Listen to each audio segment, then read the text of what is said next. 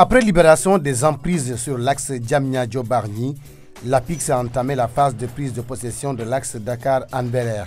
L'opération entre dans le cadre de la mise en place des infrastructures du train express régional TER.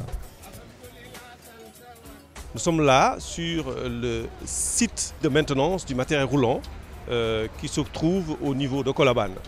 Ici, nous allons marquer la prise de possession par l'État de l'emprise, d'une part, qui consacre aussi l'acceptation par les populations du projet. À date, nous avons mis à la disposition des titulaires des marchés 19,5 km de linéaire et 50 hectares de plateforme.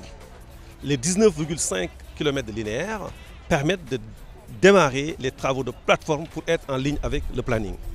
À côté de cela, l'APIX a mobilisé d'autres moyens matériels pour aider les personnes affectées par le projet à déménager.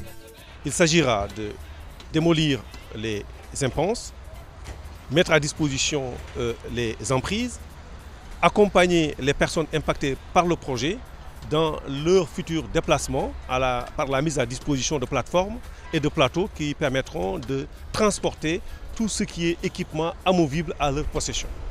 Nous avons ce matin deux axes majeurs, un axe sur Keur Massar, parce que ce sont les personnes qui ont indiqué qu'ils veulent être déplacés là-bas, un autre axe sur Sébikotane.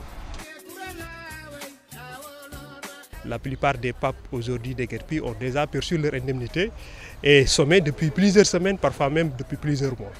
Et pas plus tard que hier, on a passé presque toute l'après-midi ici avec les équipes de l'APIX pour encore les sensibiliser, encore communiquer pour qu'elles comprennent que vraiment c'est pour un bien commun qu'on est en train en tout cas de libérer l'emprise et de démarrer très rapidement les travaux du TER. Ce projet emblématique du plan Sénégal émergent porté par l'APIX comporte une forte dose sociale. Toutes les personnes impliquées et qui seront impactées par le projet seront indemnisées.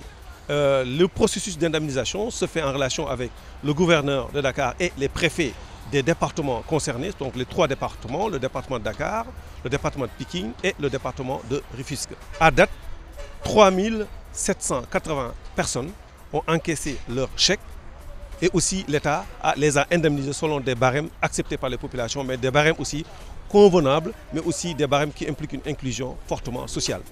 Cette opération de libération des emprises se déroule dans les meilleures conditions. Les populations adhèrent et soutiennent ce projet futuriste qui va reconfigurer la carte du transport de masse dans cette partie de Dakar. Le président de la République, son Excellence Macky Sall, a décidé pour les mécaniciens de Colobane d'offrir un site de recasement de 3 hectares à Sébikotane. Ce site de recasement est en train d'être aménagé. Les terrassements et de la plateforme en cours de finalisation. Et pour 1,5 hectare déjà terminé, les mécaniciens de Colobane pourront disposer de ces 1,5 hectare où ils déposeront donc leurs équipements.